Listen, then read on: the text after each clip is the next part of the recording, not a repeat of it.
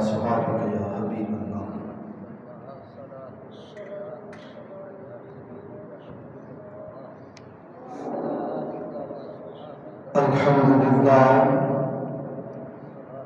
الحمد لله رب العالمين حمد الشاكرين وأفضل الصلاة وأكمل السلام على سيد المرسلين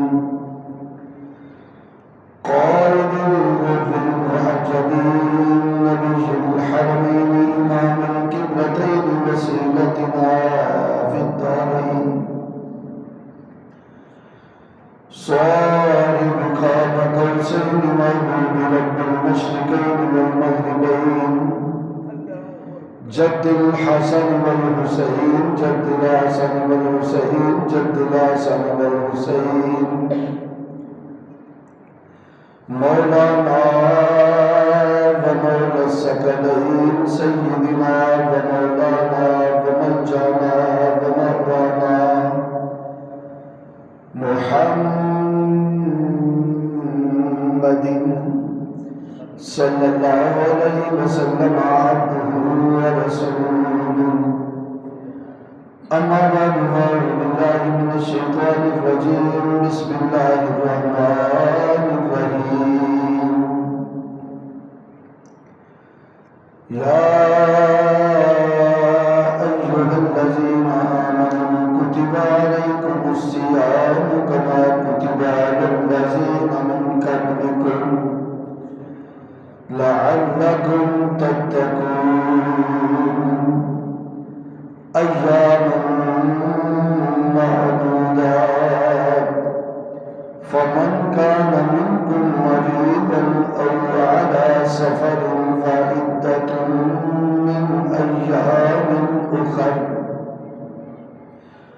وعلى الذين يطيقونه فدية طعام مسكين فمن تطوع خيرا فهو خير له وأن تصوموا خير لكم إن كنتم تعلمون.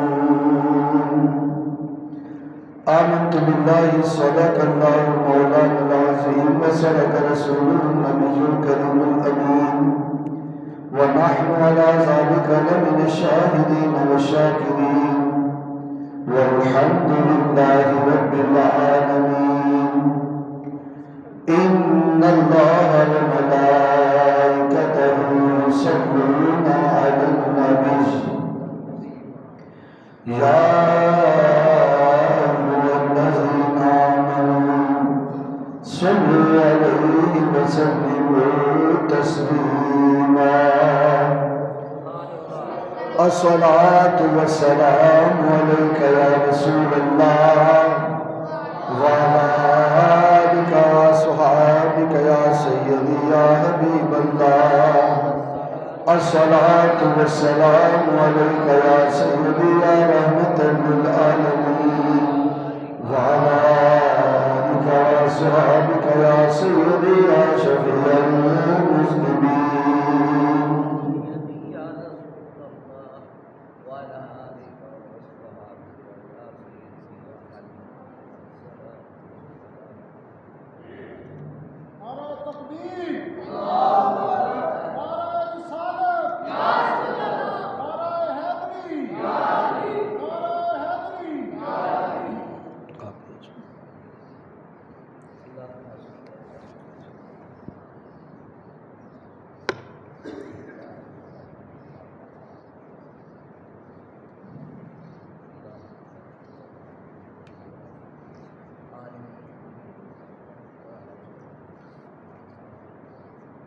اللہ رب العزت کی حمد و ثنا اور نبی پاک صاحب الاولاد صلی اللہ علیہ وآلہ وسلم کی بارگاہ میں ہدیہ درود و سلام پیش کرنے کے بعد سورہ البقرہ کی آیت نمبر 183 اور 84 تلاوت کرنے کا شرف حاصل ہوا. ان کے اندر اللہ رب العزت نے رمضان المبارک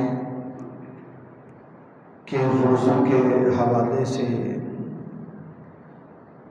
ارشاد فرمایا،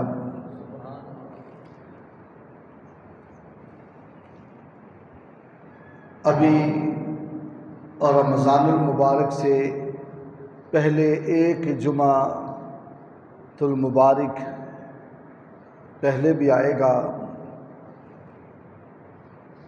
لیکن دنیا کا ایک اصول اور دستور ہے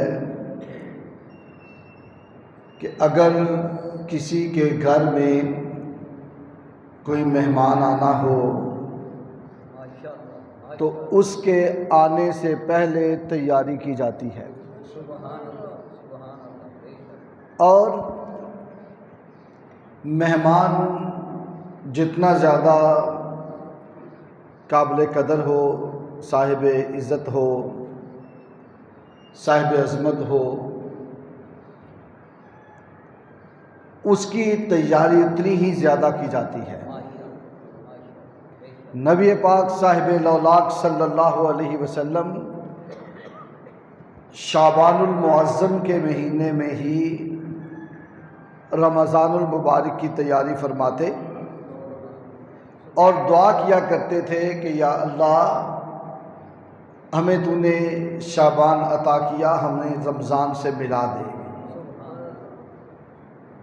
اور رمضان المبارک کی فضیلت کے حوالے سے، اس کی برکت کے حوالے سے، اس کی رحمت کے حوالے سے پہلے ہی ارشادات فرما دیتے تاکہ غلاموں کے دل کے اندر اس کی قدر،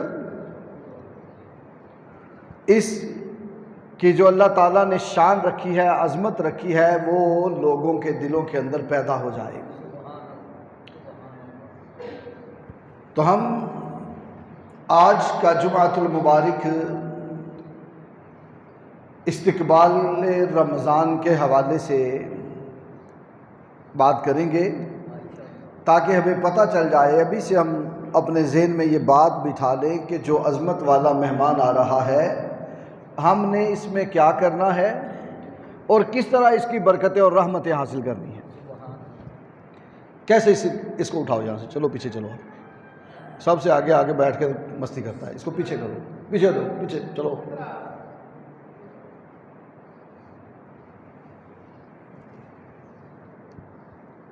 علیحدہ کرو اسے۔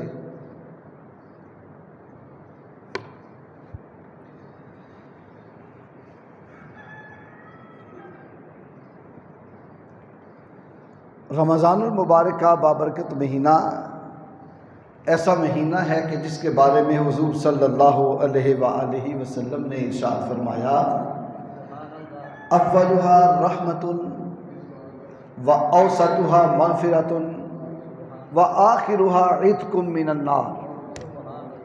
اس کا اول جو ہے 3 حصوں میں تقسیم کیا، یعنی پہلے 10 دن جو ہیں ان میں اللہ رب العزت اپنے بندوں پہ رحمت نازل فرماتا ہے۔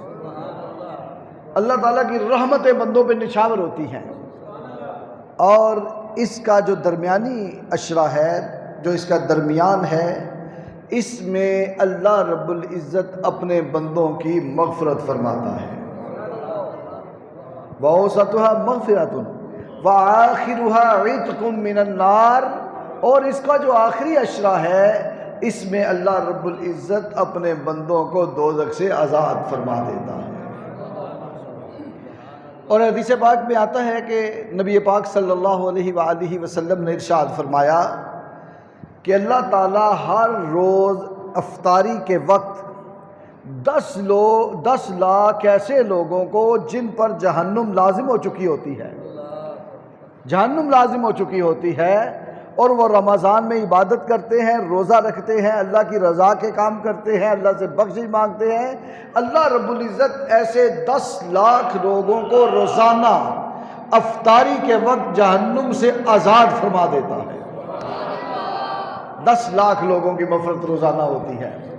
اور جب آخری رات رمضان المبارک کی آتی ہے تو جتنے لوگوں کی بخشش پورے مہینے میں ہوئی ہوتی ہے، یعنی روزانہ 10 لاکھ ہوں تو 30 دنوں میں 3 کروڑ ہو گئے۔ اللہ رب العزت آخری رات اتنے لوگوں کو بخشتا ہے جتنا پورے مہینے میں لوگوں کی بخشش فرمائی ہوتی ہے۔ اللہ اکبر۔ تو اگر ہم کوشش کریں اللہ کے حکم کے مطابق زندگی گزاریں، اللہ رب العزت کے حکم کے مطابق اس مہینے کو گزاریں، اللہ رب العزت اور اس کے محبوب کے حکم کے مطابق اس مہینے کے روزے رکھیں، عبادات کریں، گناہوں سے بچیں، توبہ و استغفار کریں، تو عین ممکن ہے ان کروڑوں لوگوں میں ہم غریبوں کا نام بھی آ جائے۔ یہ تو وہی ہے نا، بڑھ کے جو بھی تھام لے مینا اسی کا ہے۔ تھوڑا سا آگے بڑھنا پڑے گا، تھوڑی سی کوشش کرنی پڑے گی، ادھر سے رحمتوں کے دریا موجے مار رہے ہیں، کروڑوں لوگوں کو بخشا جا رہا ہے۔ اور نبی پاک صاحب الاولاق صلی اللہ علیہ وآلہ وسلم ارشاد فرماتے ہیں کہ اس مہینے میں ایک رات جسے شب قدر بولتے ہیں، شب قدر کہتے ہیں، جب وہ رات آتی ہے تو اللہ رب العزت جبریل امین کو ایک فرشتوں کی جماعت کے ساتھ زمین پر بھیجتے ہیں۔ وہ فرشتوں کی جماعت جبریل امین کے ساتھ آتی ہے اور جبریل امین کے 100 پر ہیں، اور ان میں سے 2 پر جبریل امین یوں کر کے کھولتے ہیں اور وہ اتنے بڑے ہیں کہ ساری کائنات ان پروں کے نیچے آ جاتی ہے۔ رحمت کے پر جبریل کھولتے ہیں، اور حضور فرماتے ہیں اس کے علاوہ پورے سال میں جبریل وہ پر نہیں کھولتا۔ شب قدر کی رات وہ جبریل پر کھولتا ہے، اور جبریل امین فرشتوں سے فرماتے ہیں کہ بھئی مشرق سے مغرب تک پھیل جاؤ۔ ساری کائنات میں فرشتوں کی جماعت ہوتی ہے۔ جبریل کہتے ہیں، اللہ کے محبوب فرما رہے ہیں کہ اللہ تعالیٰ بھیجتے ہیں، اور جبریل ان سے فرشتوں کے سے کہتے ہیں ساری کائنات میں پھیل جاؤ۔ آج جو مسلمان کھڑا ہو کے عبادت کر رہا ہے، یا جو بیٹھ کر عبادت کر رہا ہے، یا جو نماز پڑھ رہا ہے، یا جو ذکر کر رہا ہے، یا جو توبہ کر رہا ہے، جو استغفار کر رہا ہے، جو اللہ رب العزت کی یاد میں جیسے بھی محو ہے، جیسے بھی لگا ہوا ہے، اے فرشتوں ساری کائنات میں پھیل جاؤ، اور جو اللہ کی عبادت میں مصروف ہے، بے شک کھڑا ہو کے یا بیٹھ کر یا نماز میں ہے یا جیسے بھی ہے، اے فرشتوں جاؤ اور جا کر اس کو سلام کرو۔ اسی مہینے میں رات ہے جس میں فرشتے آگے بندوں کو سلام کرتے ہیں، سلام کرو۔ اور جب وہ اللہ سے دعا مانگے، اللہ کی بارگاہ میں دعا مانگے، تو اے فرشتوں تم اس کی دعا پر آمین کہنا، یعنی یا اللہ اس کی دعا کو قبول فرما۔ فرشتوں تم کہنا، بھیجا کس نے ہے؟ اللہ نے، اور ان کو جبریل نے کائنات میں پھیلا دیا، اور ہمیں بتایا کس نے؟ حضور صلی اللہ علیہ وآلہ وسلم نے۔ یہ سارا کچھ جو ہو رہا ہے اس کی وجہ کیا ہے؟ کہ اللہ تعالیٰ اپنے بندوں کو بخشنا چاہتا ہے، خود بھیج کے محبوب کے ذریعے ہمیں بتا رہا ہے۔ پھر حضور صلی اللہ علیہ وآلہ وسلم فرماتے ہیں جو شخص اس رات میں عبادت کر رہا ہوتا ہے، دعا مانگ رہا ہوتا ہے، ذکر کر رہا ہوتا ہے، نماز پڑھ رہا ہوتا ہے، خواہ وہ بیٹھ کے ذکر کر رہا ہے، خواہ وہ کھڑا ہو کے کر رہا ہے، جیسے بھی اللہ کی یاد میں لگا ہوا ہے، اس رات اللہ رب العزت سب لوگوں کی بخشش فرما دیتی ہے۔ سارے بولو، سب لوگوں کو بخش دیتے ہیں سوائے 4 شخصوں کے۔ سب کو بخش دیتے ہیں، لیکن 4 قسم کے لوگوں کو اس رات میں بھی اللہ تعالیٰ بخشتے، معاف نہیں کرتے۔ اب ہم نے دیکھنا ہے وہ 4 قسم کے لوگ کون سے ہیں، کہیں ہم تو نہیں، کہیں ہم وہ لوگ تو نہیں۔ اگر ہم میں وہ عادتیں ہیں، وہ خصلتیں ہیں، وہ بیماریاں ہیں، وہ عذر ہیں، وہ اللہ تعالیٰ کی نافرمانیاں ہیں، کہ جس کی وجہ سے جب اللہ تعالیٰ کی رحمتوں کے دریا بہہ رہے ہوتے ہیں، کرم کے دریا بہہ رہے ہوتے ہیں، فضل کے دریا بہہ رہے ہوتے ہیں، بخشش کے دریا بہہ رہے ہوتے ہیں، اگر دریا بہہ رہا ہو اور دریا کے کنارے کوئی پیاسا مر جائے، ایک ہے ہو ہی نہ چیز اور ایک سامنے ہے، لیکن پھر بندہ پیاسا مر جائے، وہ پی نہ سکے، اسے ملے نہ، تو یہ زیادہ اس کے لیے تکلیف دہ بات ہوتی ہے۔ جب سب پہ کرم ہو رہا ہے، کروڑوں لوگوں کو بخشا جا رہا ہے، کروڑوں لوگوں پہ رحمت ہو رہی ہے، کروڑوں لوگوں پر مغفرت کے دریا بہ رہے ہیں، اور کروڑوں لوگوں کو جہنم سے آزاد کیا جا رہا ہے، اور کچھ بندے وہ ہیں کہ اس وقت بھی ان کو دھتکار دیا جاتا ہے۔ لوگ لائن میں لگے ہوں کوئی چیز لینے کے لیے، جب بندے کی باری آئے، لائن میں لگا ہے صبح سے شام تک، کھڑا ہے دھوپ میں، بھوکا پیاسا بھی ہے، اور اس آس پہ کھڑا ہے کہ مجھے بھی کچھ مل جائے گا، جب اس کی باری آئے تو اس کو دھکا دے کے باہر نکال دیا جائے تو اس کے دل پہ کیا گزرے گی؟ یہ تو دنیا کی کوئی نعمت ہوتی ہے، دنیا کا مال ہوتا ہے، دنیا کا رزق ہوتا ہے، اور جب جہنم میں پھینک دیا جائے گا اور جنت سے روک دیا جائے گا، وہ کتنا سخت معاملہ ہوگا۔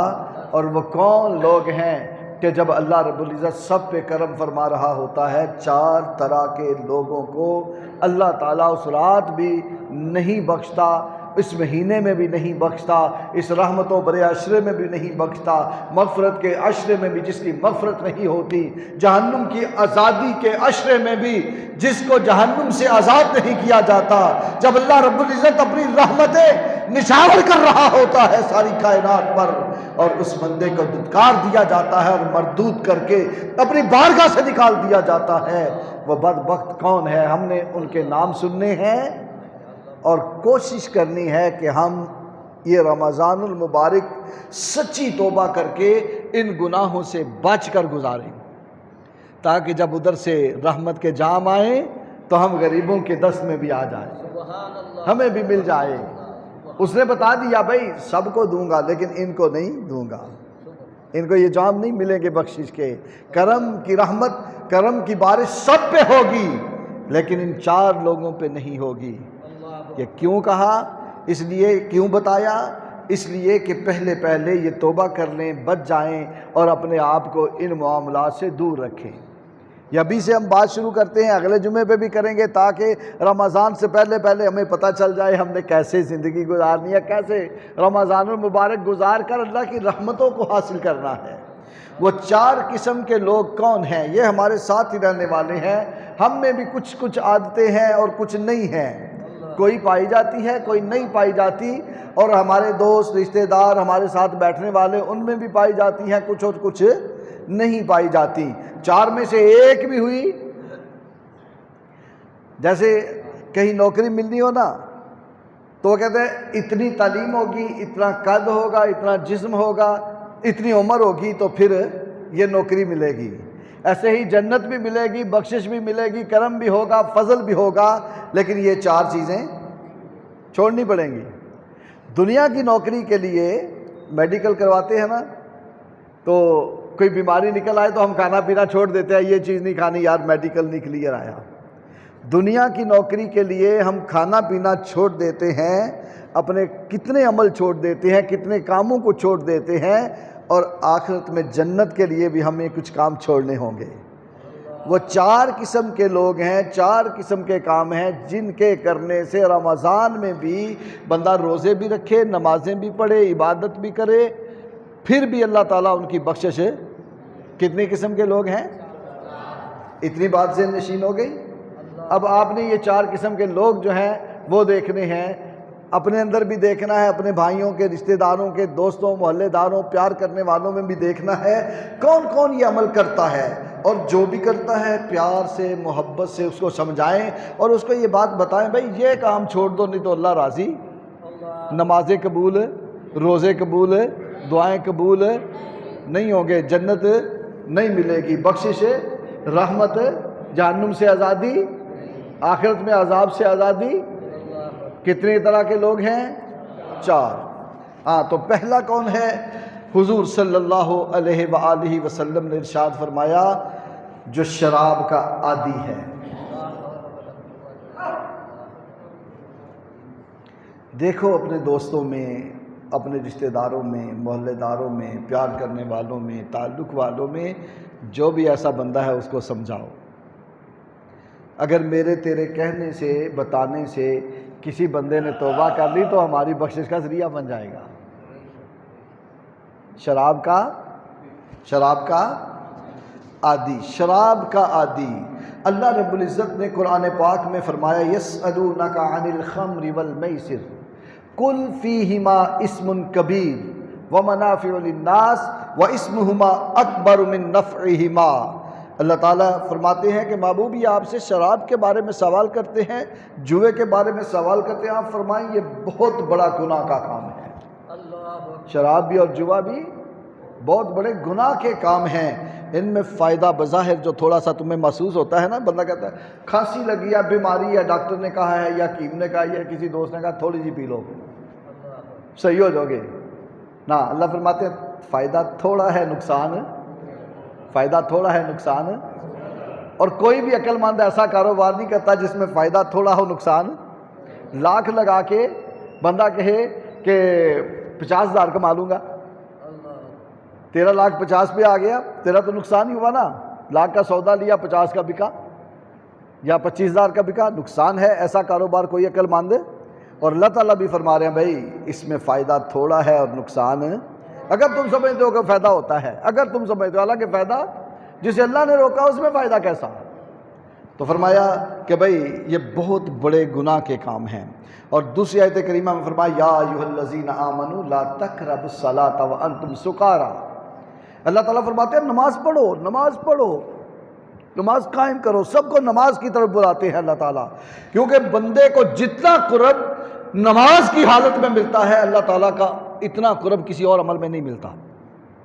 خود اللہ تعالیٰ نماز کی طرف بلاتا ہے، لیکن فرمایا اے شراب پی ہے تو میری نماز کے قریب نہ آنا، شراب پی ہے تو نماز کے قریب، نشے کی حالت میں نماز کے قریب، اللہ اکبر، اللہ کا قرب ملتا ہے نماز میں۔ اور اللہ فرماتا ہے جس نے شراب پی ہے، جو نشے میں ہے، وہ میرے سامنے نہ آئے، وہ میرا قرب حاصل کرنے کی کوشش نہ کرے، اتنا اللہ تعالیٰ کو وہ ناپسند ہے۔ پھر تیسری آیت مبارکہ یا ایھا الذین آمنوا انما الخمر والمیسر والانصاب والازلام رجس من عمل الشیطان فاجتنبوہ لعلکم تفلحون۔ اللہ رب العزت فرماتے ہیں کہ یہ شراب پینا جو ہے، انصاب جو ہے، ازلام جو ہے، یہ ناپاک کام ہے اور یہ شیطان کے کاموں میں سے کام ہے۔ فاجتنبوہ، ان سے اجتناب کرو تاکہ تم کامیاب ہو جاؤ۔ یعنی شراب پینے والا کبھی بھی کامیاب نہیں ہو سکتا۔ یہ کون کہہ رہا ہے؟ اللہ رب العزت فرما رہے ہیں، سورہ مائدہ آیت نمبر 90۔ حضرت ابو امامہ رضی اللہ تعالیٰ عنہ نے فرمایا، حضرت ابو امامہ فرماتے ہیں کہ حضور صلی اللہ علیہ وسلم نے ارشاد فرمایا کہ میرے اللہ نے قسم کھا کے فرمایا ہے۔ کس نے قسم کھائی ہے؟ اللہ تو ویسے بھی بات کرے تو ہم ماننے کو تیار ہیں، کوئی مومن کوئی مسلمان ایسا نہیں جو کہے کہ اللہ نے فرمایا میں نہیں مانتا، پتہ نہیں سچی ہے کہ جھوٹی ہے، نہ نہ نہ، اللہ نہ بھی قسم کھائے تو ہر کوئی مانتا ہے کہ سچ ہے۔ اور اللہ تعالیٰ قسم کھا کے فرماتے ہیں میرے بندوں میں سے جو شراب کا ایک گھونٹ بھی پیے گا میں اسے دوزخیوں کا گندا خون، پیشاب اور پیپ پلاؤں گا۔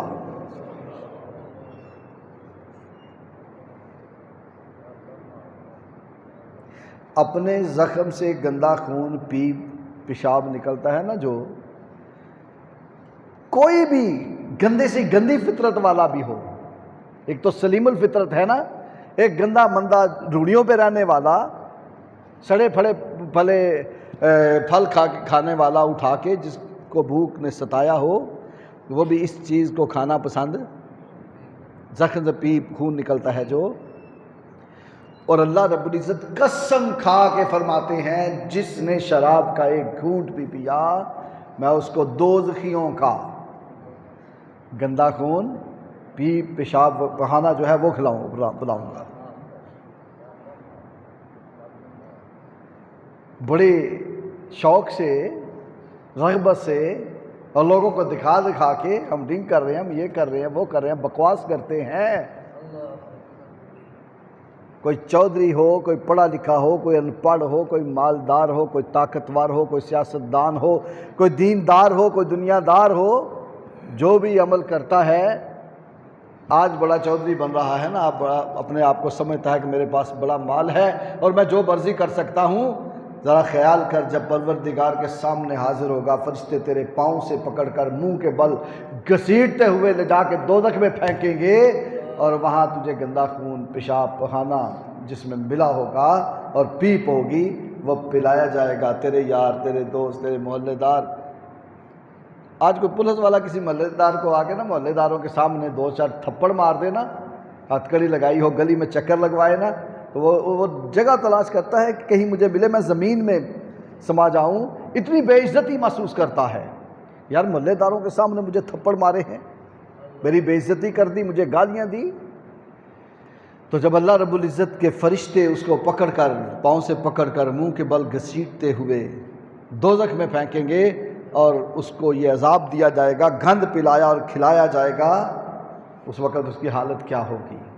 اور جو اللہ کے خوف سے، اللہ کی محبت میں، ندامت اور شرمندگی سے ہر شے کو چھوڑ دیتا ہے، اللہ کی نافرمانی کو، اور شراب کو نہیں پیتا، موقع آنے کے باوجود، جب یار کہتا ہے پی لے کچھ نہیں ہوتا، ایک کوٹ لا لے، سب کچھ چھوڑ دیتا ہے کہ میرا پروردگار اس بات پہ ناراض ہوتا ہے، میں نے یہ کام نہیں کرنا۔ پروردگار فرماتے ہیں وَسَقَاهُمْ رَبُّهُمْ شَرَابًا طَهُورًا، ایسا بندہ جو ہے جب میری بارگاہ میں آئے گا تو میں اسے اپنے دست قدرت سے جام طہور پلاؤں گا،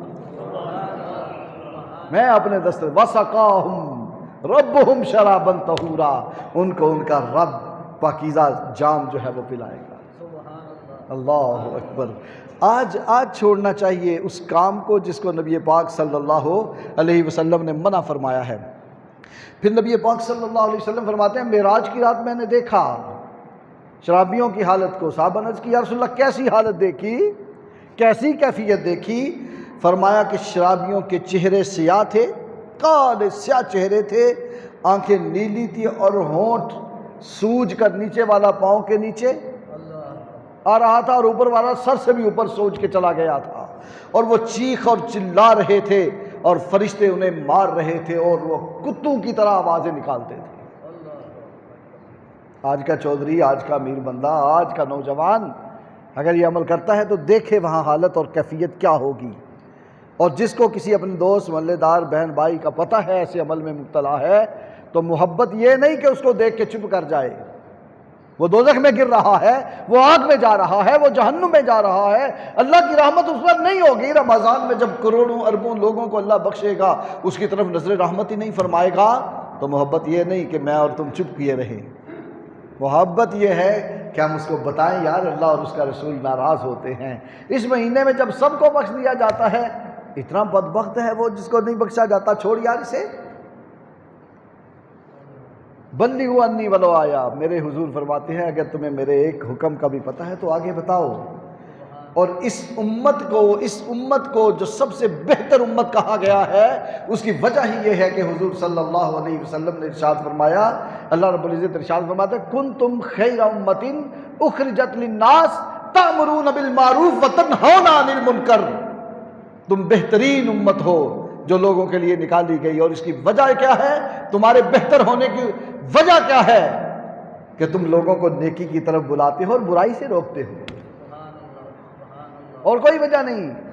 ہم بڑے نیک نہیں ہیں، ہم بڑے طاقتور نہیں ہیں، ہم بڑا جہاد کرنے والے نہیں ہیں، ہاں ہم بڑے مالدار نہیں ہیں، بڑے حسین نہیں ہیں، ان وجہوں سے ہمیں بہتر نہیں کہا گیا۔ بہتر کس لیے کہا گیا؟ کہ لوگوں کو نیکی کی دعوت دینا اور برائی سے روکنا، اور جو بندہ یہ عمل ہی نہیں کرتا وہ بہتر کیسے ہوا؟ بہتر کیسے ہوا؟ بہتر وہ ہے جو لوگوں کو دین کی بات بتاتا ہے، برائی سے روکتا ہے، نیکی کے راستے پہ لگاتا ہے۔ حضور صلی اللہ علیہ وآلہ وسلم کا فرمان حضرت ابن عباس بیان کرتے ہیں، حضور کے چچا کے بیٹے، اس امت کے سب سے پہلے مفسر قرآن، آپ فرماتے ہیں جو شخص اللہ اور آخرت کے دن پر یقین رکھتا ہے اسے چاہیے کہ نہ وہ شراب پیے اور نہ اس مجلس میں بیٹھے ان لوگوں کے ساتھ بیٹھے جو شراب پیتے ہوں۔ یہ نہیں کہ ضرور بیٹھ کے پیے تو پھر گناہ گار ہے، فرمایا جو اللہ اور اس کے رسول پر، آخرت کے دن پر یقین رکھتا ہے، نہ خود پیے نہ ایسے لوگوں کے پاس۔ بات کی سمجھ آ گئی نا؟ کیونکہ بندے کا دین اس کے دوست کے دین پر ہوتا ہے، یہ بھی حدیث پاک ہے۔ اور برے بندے دی صحبت یارو جویں دکان لوہارا، کپڑے پاویں کنج کنج بہیے تے چنگاں پہن ہزارہ، بندہ پھنس ہی جاتا ہے، کوئی نہ کوئی عادت اپنا ہی لیتا ہے بروں کے پاس بیٹھے، اور چرسی کے پاس کوئی مہینہ بیٹھے تو چرسی بن جاتا ہے، نشئی کے پاس بیٹھے نشئی بن جاتا ہے۔ اگر نہ بھی بنے تو کچھ نہ کچھ اثر ضرور ہوتا ہے، اور نیکوں سے محبت اور بروں سے محبت نہیں ہونی چاہیے، محبت اللہ والوں سے ہونی چاہیے، اور اگر ان سے محبت ہوگی تو اچھی بات ملے گی، اور برے کے پاس بیٹھے گا تو نقصان ہی ہوگا۔ فرمایا نہ پیے نہ پینے والوں کے پاس بیٹھے۔ ابن عمر رضی اللہ تعالیٰ عنہ راوی ہیں کہ شرابیوں کو حضور فرماتے ہیں مارا جا رہا تھا، اتنا مارا جا رہا تھا کہ وہ چیختے تھے اور گدھوں کی طرح آواز نکالتے تھے۔ سب سے بری آواز گدھے کی آواز کو کہا گیا ہے، گدھے کی آواز کو کہا گیا ہے۔ اور یہاں بندہ بڑا کر کے چلے، بڑی بہت بڑی گاڑی میں بیٹھا ہو، صاحب بوتلیں رکھی، اور گھر بڑا ہو، عزت لوگ کرتے ہوں، یا کوئی سیاسی لیڈر ہو یا کسی معاملے میں ہو، اور اگر آج عزت ملی ہے نا تو اس عزت کو آخرت کی عزت میں تبدیل کر لو۔ اور آخرت کی عزت کیسے بنے گی؟ جب اللہ رب العزت کے حکم پر عمل کریں گے، حضور کے حکم پر عمل کریں گے۔ فرمایا کہ ایسے لوگوں کو جو شرابی تھے ان کو مارا جا رہا تھا اور وہ گدھوں کی طرح چیخ رہے تھے، آوازیں نکالتے تھے۔ آج کسی کو گلی میں چوک میں ایسے بندے کو ذرا تصور کر لے، شرابی کو لٹا کے الٹا ننگا کر کے مار رہے ہوں، اور سارے محلے والے، اس کے یار، اس کے دوست، اس کے رشتہ دار، ہمسائے دیکھ رہے ہوں، کیا وہ مرنے کے لیے جگہ تلاش نہیں کرے گا؟ ذلیل اور رسوا اتنا ہو جائے گا کہ پریشان ہو جائے، اوہو اس سے تو میں مر جاتا، اتنے لوگوں کے سامنے مجھے ننگا کر کے پیٹا جا رہا ہے، گلی میں الٹا لٹایا ہوا ہے، تو اس سے تو بہتر تھا کہ میں مر جاتا۔ وہاں سارے لوگ، نیک بھی گناہ گار بھی، اپنے بھی بیگانے بھی، ماں باپ بھی اولاد بھی، سارے ہوں گے، اور ان کے سامنے جب ذلیل اور رسوا کیا جائے گا، مارا جائے گا، اور گدھوں کی طرح آوازیں نکالے گا، چیخے گا، چلائے گا۔ کہ بندے کو پڑتی ہے نا، چوٹ لگتی ہے تو اس کی آواز نکلتی ہے، اور جتنی زیادہ چوٹ سخت ہوتی ہے اتنی بری آواز نکلتی ہے، پہلے ہی ڈر جاتا ہے، اوہو مار پڑنے لگی ہے۔ اللہ اکبر، یہ شرابیوں کی حالت ہے۔ اور پھر فرمایا حضرت عبداللہ بن مسعود رضی اللہ تعالیٰ عنہ، حضور کے ایسے صحابی جو صاحب النالین والوسادہ ہے، جو ہر وقت حضور کے ساتھ رہتے تھے، وہ فرماتے ہیں کہ حضور صلی اللہ علیہ وآلہ وسلم نے فرمایا شرابی کی قبر کو کھود کر دیکھو، اگر اس کا منہ، عبداللہ بن مسعود کا قول ہے، شرابی کی قبر کو کھود کر دیکھو اگر اس کا منہ قبلے سے پھرا ہوا نہ ہو، قبر میں قبلے کی طرف منہ کرتے ہیں نا، فرمایا اگر اس کا منہ، شرابی کا منہ قبلے سے پھرا ہوا نہ ہو تو مجھے قتل کر دینا۔ اللہ پسند ہی نہیں کرتا میری طرف منہ بھی کرے۔ اور پھر فرماتے ہیں عبداللہ بن عمر رضی اللہ تعالیٰ عنہ، حضرت عمر کے بیٹے، اس امت کے سب سے بڑے فقیہ، فرماتے ہیں، محدث صاحب فرماتے ہیں کہ شرابی کو سلام بھی نہ کرو، شرابی کو السلام علیکم نہ۔ حکم ہے کہ مومن کی شان یہ ہے کہ وہ سلام میں پہل کرتا ہے، سلام کو پھیلاؤ، جس کو جانتے ہو اس کو بھی سلام کرو، جس کو نہیں جانتے اس کو بھی سلام کرو، شریعت کا حکم یہ ہے۔ اور اگر کوئی سلام کرے تو اس سے بہتر جواب دو، قرآن کا حکم ہے۔ لیکن فرمایا جو شرابی ہے اسے سلام، اتنا بدبخت ہے وہ بندہ، اتنا ملعون ہے، فرمایا شرابی کو سلام نہ کرو، اگر بیمار ہو جائے تو اس کی عیادت نہ کرو۔ فرمایا اگر کوئی بندہ مومن کی عیادت کے لیے صبح جائے تو شام تک 70,000 فرشتے اس بندے کے لیے دعا کرتے ہیں، اگر کوئی شام کو جائے تو صبح تک 70,000 فرشتے اس کے لیے دعا کرتے ہیں۔ بیمار کی عیادت کرو، بڑی فضیلت ہے، لیکن فرمایا شرابی ہو تو بیمار ہو جائے اس کی عیادت بھی نہ کرو۔ کوئی امیر ہو، کوئی غریب ہو، کوئی پڑھا لکھا ہو، کوئی ان پڑھ ہو، کوئی دیندار ہو، کوئی دنیا دار ہو، کوئی سیاستدان ہو، جیسا بھی ہو، شرابی ہے، بیمار ہو جائے تو فرمایا اس کی عیادت، اللہ کے نزدیک کتنا ملعون ہے وہ شخص کہ جو عام لوگوں کے لیے حکم ہے، بھئی یہ کرو کرو کرو، ضرور کرو، بڑا اجر ملے گا، سلام کرو گے، ہاتھ ملاؤ گے، آج جدا ہونے سے پہلے تمہاری بخشش ہو جائے گی، لیکن فرمایا شرابی کو سلام بھی نہ کرو، اور پھر فرمایا بیمار ہو جائے تو عیادت نہ کرو، پھر فرمایا مر جائے تو اس کا جنازہ بھی نہ پڑھو۔ جنازے کی فضیلت رکھی، فرمایا جو بندہ کسی کے جنازے کے لیے جاتا ہے اس کو 1 قیرات ثواب ملتا ہے، جو مٹی ڈالنے تک رہتا ہے 2 قیرات ملتا ہے۔ صحابہ نے اس کی یا رسول اللہ یہ قیرات کیا ہے؟ فرمایا قیرات احد پہاڑ کے برابر ہے۔ ادھر ترغیب دی جا رہی ہے، جنازہ پڑھو، جنازہ پڑھو مومن کا، اور ادھر فرمایا شرابی مر جائے تو اس کا جنازہ بھی۔ کتنی بری عادت ہے، کتنا برا فعل ہے، اللہ کو کتنا ناپسند ہے، حضور کو کتنا ناپسند ہے۔ اور فرمایا جن لوگوں کی بخشش نہیں ہوتی رمضان المبارک میں، ان میں ایک کون ہے؟ بولو نا، شرابی ہے۔ نہ شراب پینی ہے، نہ شراب پینے والوں کے پاس بیٹھنا ہے، اور اگر کسی کو جانتے ہیں تو پوری کوشش کریں کہ وہ رک جائے، اس کو روکیں، اور اگر ہمارے کہنے سے رک گیا تو اللہ تعالی ہماری بخشش کا بھی ذریعہ بنا دے گا۔ جس نے ایک شخص کو سنوارا اس نے سب کو سنوارا۔ یہی ہے نا، ایک ایک دیے سے دیا جلاتے جاؤ اور کسی کے دل میں اللہ اور اس کے رسول کی محبت کا چراغ جلا دو۔ اور دوسرا شخص کون ہے جس کی رمضان المبارک میں بھی اللہ تعالیٰ بخشش نہیں فرماتے؟ بات کو شروع کر دیتے ہیں لیکن یہ بات ختم نہیں ہوگی۔ یا چاروں شخص جو ہے عرض کر دیے میں نے کہ کون کون سے 4 ہیں، ترتیب سے نہیں کیا ہے۔ پہلا کون ہے؟ یہ تو یاد ہو گیا، دوسرا بھی یاد کر لو، ڈیٹیل انشاءاللہ اگلے جمعے پہ کریں گے تاکہ بات ہمیں یاد ہو جائے اچھے طریقے سے۔ ہم کسی کو سمجھانا چاہیں تو ہمارے ذہن میں 2-4 حدیثیں ہوں، کوئی ایک آیت ہو، اور ساتھی جو ہے ہو سکتا ہے قرآن اور حدیث کے حوالے سے بات سن کے اس کے دل پہ کوئی بات اثر کر جائے اور ہماری بخشش کا اور اس کی بخشش کا ذریعہ بن جائے، ہمارا کوئی بھائی دوزخ میں جانے سے بچ جائے۔ پہلا شرابی، اور دوسرا ہے والدین کا نافرمان۔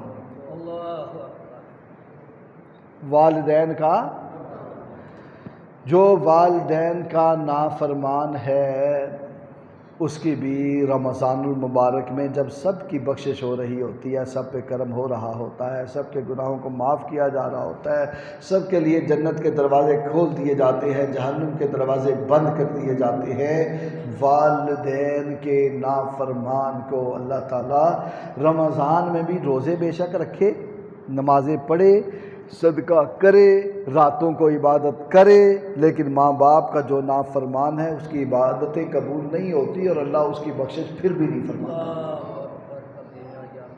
یہ نہیں کہ یہ عبادت بھی نہ کرے تو پھر نہیں، یہ عبادت بھی کریں، بے شک روزے بھی رکھیں، صدقہ بھی کریں، سحر و افطاری کا اہتمام بھی کریں، جتنی مرضی نیکیاں کرے، جو مرضی کرے، نہ بخشش کوئی نہیں۔ کیوں؟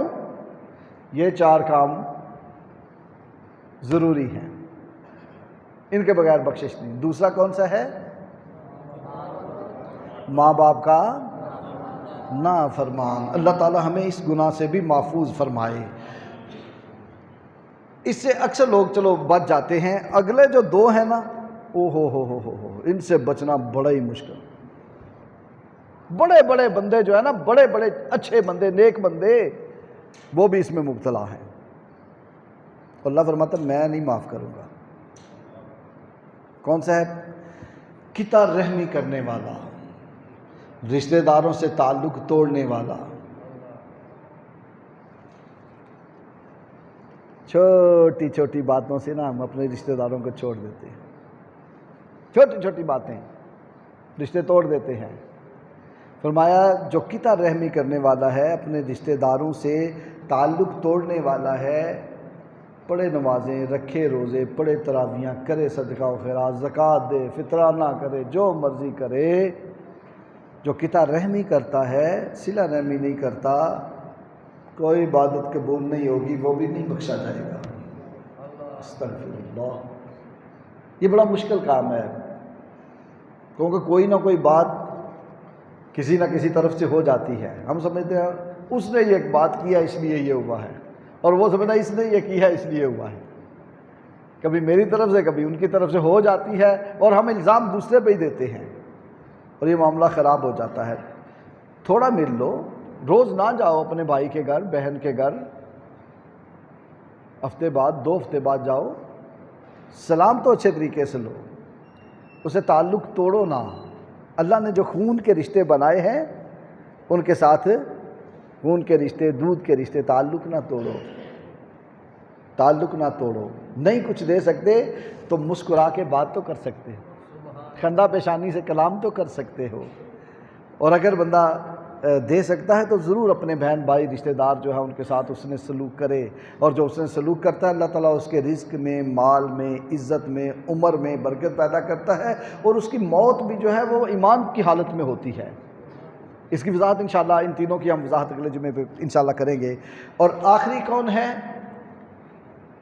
تین کی سمجھ آ گئی؟ قطع رحمی کرنے والا، شراب پینے والا، والدین کا نافرمان، اور آخری ہے کینہ پرور، جو دل کے اندر کسی مسلمان کے بارے میں کینہ رکھتا ہے، سوچتا رہتا بس داڑھ تھلے آئے چھڑنا نہیں ہے، کوئی موقع بنے صحیح، موقع کی تلاش میں رہتا ہے کہ اس کو بست کرنا ہے، اس کو ذلیل کرنا ہے، اس کو نقصان پہنچانا ہے، اور کسی کو تکلیف پہنچے تو اندر ہی اندر بڑا خوش ہوتا ہے۔ ایسا شخص کینہ پرور جو ہے نمازیں پڑھے، رمضان کے روزے رکھے، سحری و افطاری کا اہتمام کرے۔ کہتے ہیں کہ جو بندہ ایک بندے کو سحری کراتا ہے یا افطاری کراتا ہے، روزہ کھلاتا ہے کسی کا، بے شک پانی کے گھونٹ یا ایک کھجور کے ساتھ ہی اللہ تعالیٰ اس کے سارے گناہ معاف کر دیتا ہے۔ اے چار کوئی نہیں جو معاف ہوندے، سارا کچھ، ایک کیا 1,00,000 بندے کی افطاری بھی کراؤ گے لیکن یہ عمل نہیں نہ چھوڑو گے، پانی پھرتا جائے گا، کرتے رہو، کوئی فائدہ نہیں، کوئی فائدہ نہیں، کوئی فائدہ نہیں، کوئی فائدہ نہیں۔ کسی مسلمان کے بارے میں دل میں کینہ، بغض نہیں رکھنا، ہر ایک کے بارے میں دل کو صاف رکھو۔ جب دل کو صاف رکھو گے تو یہ دل کیا ہے؟ اللہ تعالیٰ وہ ہستی ہے، وہ ذات ہے کہ نہ زمینوں میں سماتا ہے نہ آسمانوں میں سماتا ہے، اگر وہ سماتا ہے تو بندہ مومن کے دل میں سماتا ہے، اور اگر اسی برتن کو ہم ناپاک کر لیں گے کینے سے، بغض سے، حسد سے، حرص سے، ہوس سے، تو گندے برتن میں تو آپ پانی نہیں ڈالتے، دودھ نہیں ڈالتے، وہ پروردگار اس میں اپنا نور کیسے ڈالے گا؟ اللہ تعالیٰ مجھے بھی اور سب مسلمانوں کو ہر برے عمل سے، ہر نافرمانی سے محفوظ فرمائے، کینے سے، حسد سے، حرص سے، ہوس سے محفوظ فرمائے، والدین کی نافرمانی سے، شراب نوشی سے، قطع رحمی سے، ہر گناہ سے محفوظ فرمائیں، اور اللہ تعالیٰ ہمیں ہدایت کے راستے پر استقامت عطا فرمائیں، اور ہر وہ عمل کرنے کی توفیق عطا فرمائیں جس سے اللہ راضی ہوتا ہے، اور ہر اس عمل سے محفوظ فرمائیں جس سے اللہ تعالیٰ اور اس کے محبوب نے منع فرمایا ہے۔ وما علیہ الا البلاغ۔